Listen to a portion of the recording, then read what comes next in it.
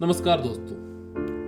हम लोग अक्सर ही साइंस और धर्म को अलग अलग करके देखते हैं। बहुत लोग ये भी मानते हैं कि ये धर्म, ये रिचुअल बस ऐसे ही फॉलो करना होता है, पर ऐसा नहीं है।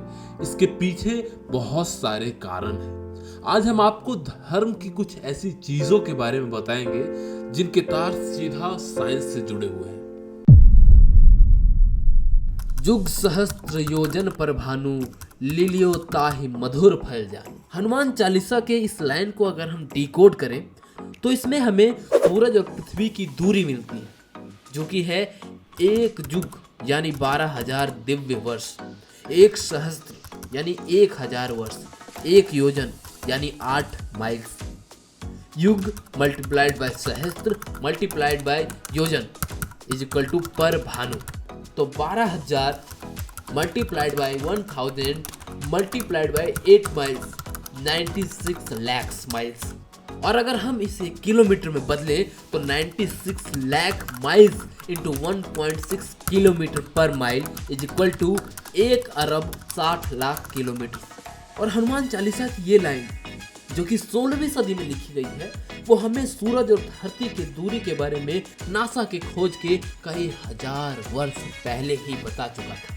हिंदू धर्म में सूरज को हम लोग भगवान की तरह पूजते हैं और अक्सर सूर्य देव को एक रथ में दर्शाया जाता है जिसमें 7 घोड़े होते हैं। अब 7 ही घोड़े क्यों होते हैं, 5 या 6 क्यों नहीं?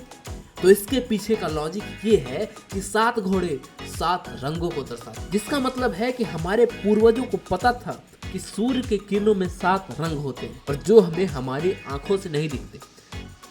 और यही चीज जब साइंस को पता चली तो आगे जाकर साइंस ने इसको नाम दिया रेनबो।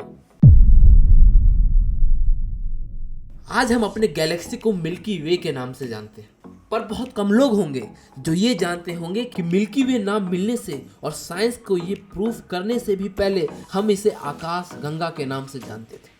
और ठीक इसी तरह सौर मंडल, जिसको सोलर सिस्टम कहा जाता है, उसमें 9 ग्रह हैं, ये हमें पहले से पता था। इसलिए हमारे हिंदू धर्म में हर अच्छे बुरे काम से पहले ग्रहों की पूजा कराई जाती है। और ये रिचुअल सोलर सिस्टम में 9 ग्रह हैं यानी 9 प्लैनेट्स हैं, ये पता लगने के कई सदियों पहले से होती आ रही है। भले ही आज के समय में घट के 8 हो चुकी है।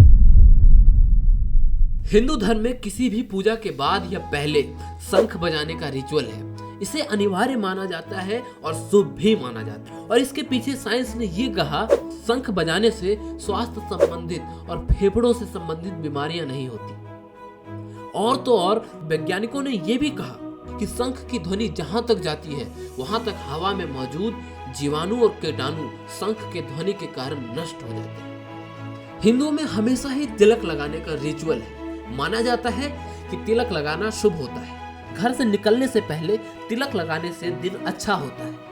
अब अगर साइंस की माने तो आईब्रो के बीच में लाल तिलक लगाने से हमारे शरीर में सकारात्मक ऊर्जा पैदा होती है। और तो और इससे मानसिक स्वास्थ्य भी अच्छा रहता है, क्योंकि इसे लगाने से हमारे दिमाग में कुछ ऐसे हार्मोन्स रिलीज होते हैं जिससे हमारा दिमाग शांत रहता है और ठंडा रहता है। आपने देखा होगा कि पूजा में हमेशा ही कपूर का यूज होता है। साइंस का मानना है कि कपूर में कुछ ऐसी चीजें होती हैं जिसके धुएं से वातावरण शुद्ध हो जाता है, नकारात्मक ऊर्जाएं नष्ट हो जाती हैं। और तो और मेडिकल साइंस ने भी इस चीज को माना है कि कपूर के धुएं को इनहेल करने से हमें कफ, गर्दन में दर्द और आर्थराइटिस जैसी चीजें नहीं होती और शरीर स्वस्थ रहता है। इसके अलावा जो हम घी के दिए जलाते हैं तो उसके पीछे में साइंस ये है कि घी में कुछ ऐसे पदार्थ होते हैं जिससे वातावरण की शुद्धि होती है और इसलिए घी के दिए जलाने को साइंस में भी अच्छा माना जाता है। तो दोस्तों, ये थी धर्म की कुछ ऐसी चीजें, कुछ ऐसे रिचुअल्स जो साइंस की खोज होने से कई वर्ष पहले से ही हमारे यहाँ की जाती थी, तब से जब ना तो कोई नासा था और ना ही कोई टेक्नोलॉजी। अगर देखा जाए तो मेरा ये कहना बिल्कुल गलत नहीं होगा। हमारे पूर्वज या हमारे पुराण कई सदियों पहले से वो चीजें करते आ रहे हैं, जिसका मतलब साइंस और विज्ञान को अब धीरे धीरे पता चल रहा है। आपके इस बारे में क्या थॉट्स है हमें कमेंट सेक्शन में जरूर बताइए। और अगर वीडियो अच्छी लगी हो तो लाइक, शेयर और सब्सक्राइब जरूर कीजिए, और साथ ही ये भी बताते जाइए कि आपको अगला वीडियो किस टॉपिक पे चाहिए। थैंक यू वेरी मच, धन्यवाद।